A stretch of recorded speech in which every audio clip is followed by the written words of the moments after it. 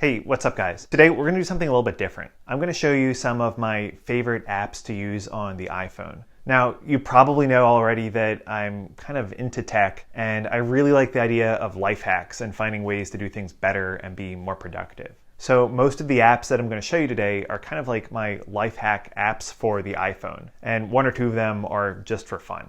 So let's go.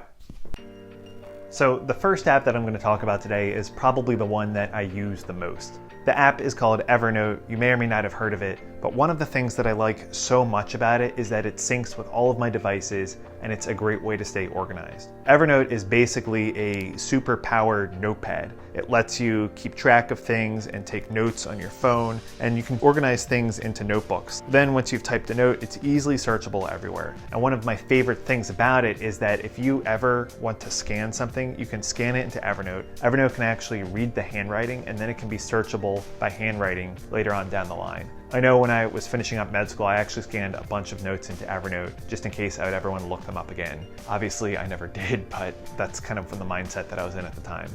The next app I want to tell you guys about is an app called Brain FM, and this one's kind of hard to describe. But basically, the app is geared towards helping you optimize mental states.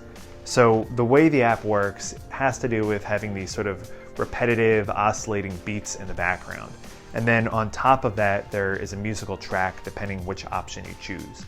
So there are options for focus sounds, there are options for sounds to help you sleep better, there are sounds to help you relax. And I'd say the two that I use the most often are the sleep track and the focus track. It really helps get me focused and kind of locked into the zone right away. So check it out if you haven't heard of this already, and keep an open mind because I was really surprised the first time I've used it, and this has become like super valuable to my everyday use. I use it all the time. My next favorite app that I have on my phone is this app called Blinkist. It's kind of a play on the word blink. What they do at Blinkist is they take entire books and they summarize each chapter of the book into 60-second to 2-minute sound bites. So an entire book with like 30 chapters and 700 pages might be summarized into 9 different sections, each in about a minute and a half. Now obviously this is no substitute for reading the actual book, but I can say that by using this app I have learned tons and tons of things lately about stuff that I'm really interested in. The past week during my car drives to and from the hospital, I made it through a dozen books or so, all teaching me more about artificial intelligence, which is something I've been really curious about learning more about lately. Anyway, the app is called Blinkist. It is an incredible life hack. It makes me feel super powerful at learning kind of whatever I want to learn on the fly. You should definitely check it out. So the next app I'm going to tell you about today is an app that helps with meditation, and it's called Headspace. When I first got Headspace, I wasn't really sure how I was going to use it. I didn't really know anything about meditation, and I have to be honest, I found it kind of intimidating to try to meditate. What I really like about Headspace is that the app itself takes you through what are called guided meditations. So someone sort of talks you through the process, helps you learn how to meditate, and also if you're kind of a newbie and don't really feel comfortable doing it on its own, they can kind of guide you through meditations.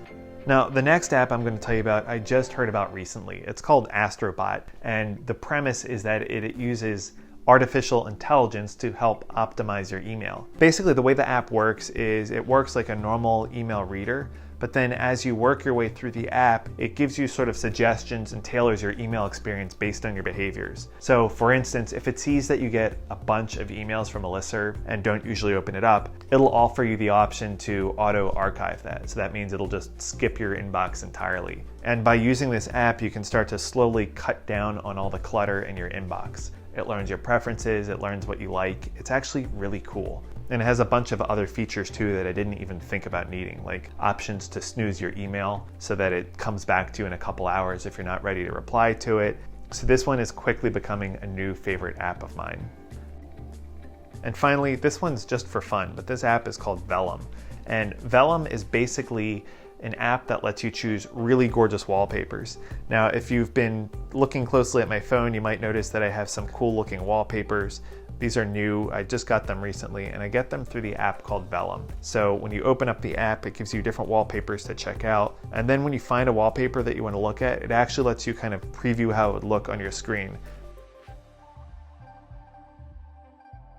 All right, guys, that's it for now. As always, thank you for watching this video, and if you'd like to see more like this one, let me know in the comments section below. And also, let us know what your favorite apps are. I'm really curious what ones I missed, and maybe even potentially what ones might be cool to review in a future video.